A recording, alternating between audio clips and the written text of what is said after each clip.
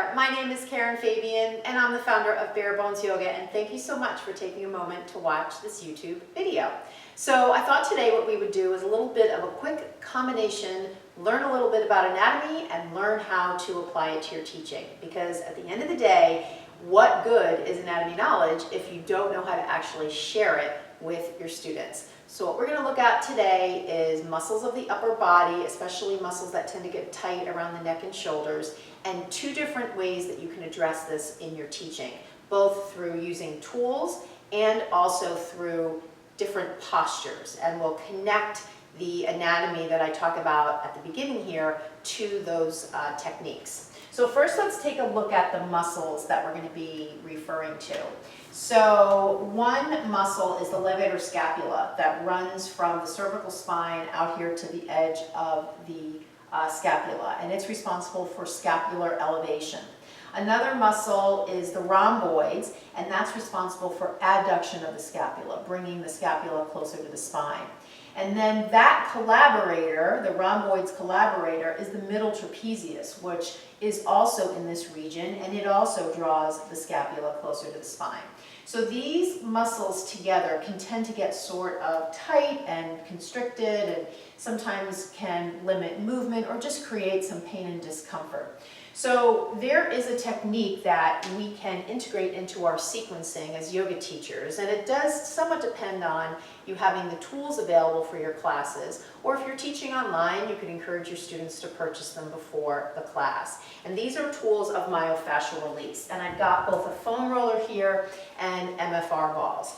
Now, I'm not going to go into a whole deep dive into what fascia is, but just for this conversation, suffice it to say, it is a connective tissue all throughout the body, and it has its own properties separate from muscle and of course bone. And when we use these tools, we're directly impacting the fascia as well as the muscle. And the end goal is to create more movement. So if I wanted to get into these particular regions, I could use either tool to do it. So I could use these myofascial release balls. I could come down onto the floor and I could place them right in kind of the nook of my shoulders and just use some pressure to take a couple of deep breaths and see if I find a spot that's a little bit tender, and just hold that spot with compression.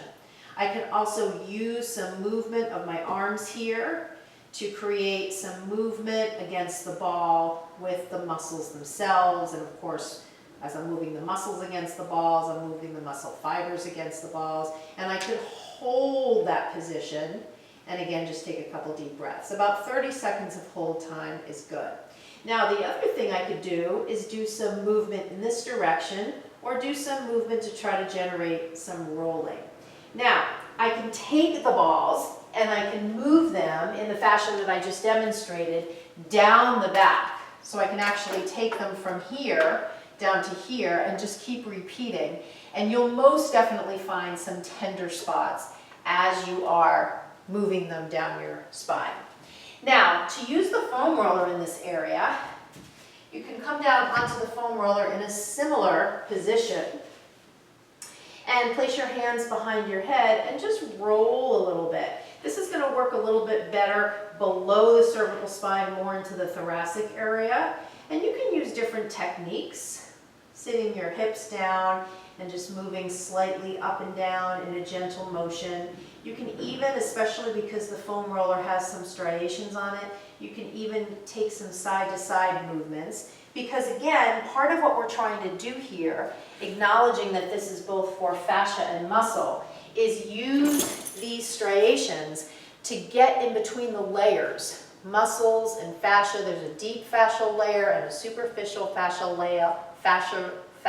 layer, and we want those layers to have a really good relationship with respect to one another. We don't want them to stick together. So in this case, sticking together is not a good thing. So we want to have good mobility between the layers, because that will allow us to move easier. Now, other things that we can do from a teaching perspective in terms of the sequence and the postures we offer are doing things that draw the shoulder blades closer together like this, or move the shoulder blades apart like this, depress the shoulder blades, and to a certain extent, not so much elevate, but upwardly rotate. So as we take different movements through the sequences that we offer, we can focus on these muscles back here in both directions, both contracting and lengthening.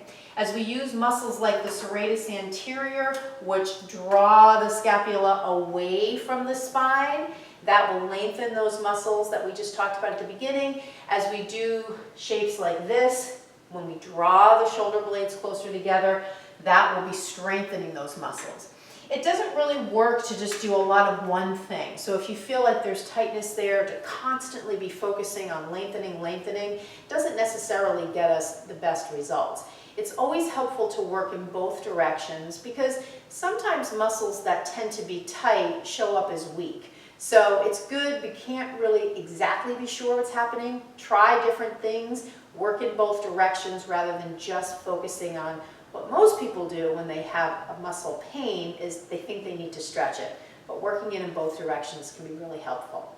So if you're watching this and you'd like to be able to build some sequences or learn a little bit more about myofascial release, go to my website, barebonesyoga.com, and right on the home page, you're going to see a number of free downloads, including a sequence building template and some other downloads as well. There's also a Learn Anatomy challenge where I walk through the fundamental lessons of anatomy to get you started with building that solid foundation of understanding.